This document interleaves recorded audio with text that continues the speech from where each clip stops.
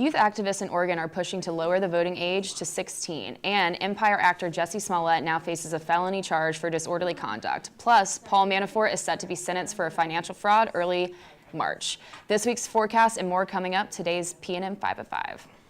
From the School of Communication Studio at East Carolina University, this is Pirate News Network.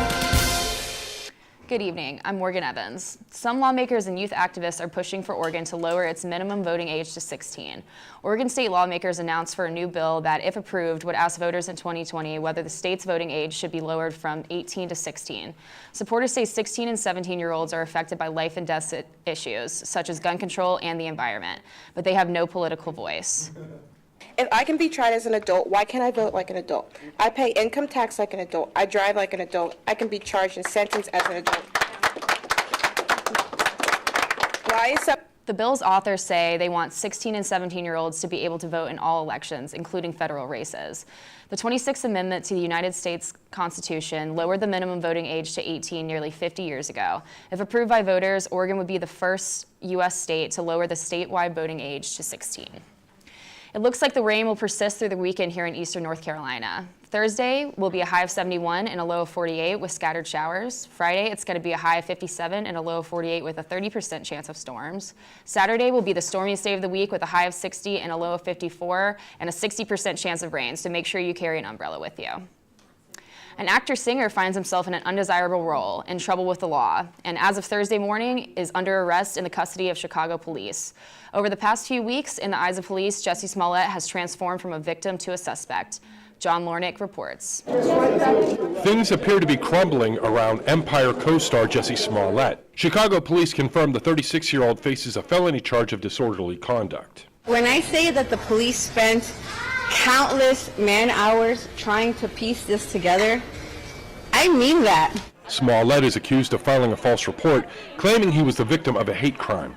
3 weeks ago, Smollett told authorities 2 men attacked him in downtown Chicago. He said they put a rope around his neck and poured a chemical substance on him while shouting racist and homophobic slurs. I'm not fully healed yet, but I'm going to, and I'm going to stand strong with y'all. Police arrested 2 men but released them shortly afterwards and say they are no longer suspects. They've been cooperating with the investigation. This story has a lot of complications to it. We're not trying to hide anything from the press, but we wanted to make sure that everything checked out. Smollett denies playing a role in his attack, according to his attorneys. No one knows why.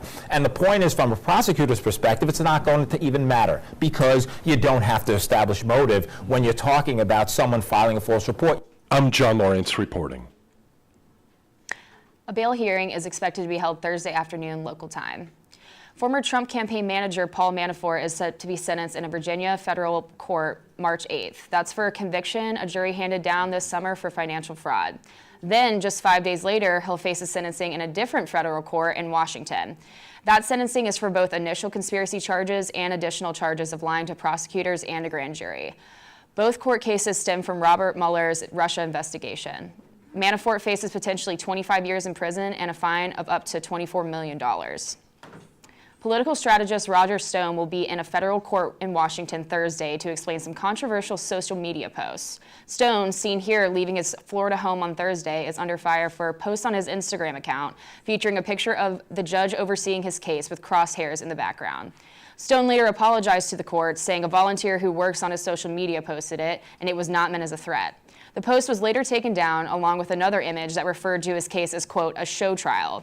Now the judge wants Stone in court to discuss the situation and whether it violated a gag order filed last week. The judge also suggested that the post could jeopardize his bail and he could face additional charges. Stone was indicted last month in connection to special counsel Robert Mueller's investigation.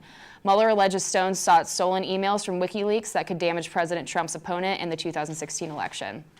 The Oscars were hosted this past Sunday, and actor Mahershala Ali won Best Supporting Actor for his portrayal as Dr. Don Shirley in Green Book. I want to dedicate this to my grandmother, who has been in my ear my entire life, telling me that if at first I don't succeed, try again, that I could do anything I put my mind to. always pushing me to think positively, and I know that I would not be here without her, that she has got me over the hump every step of the way. This is a PNN 5 at 5. Thank you for tuning in.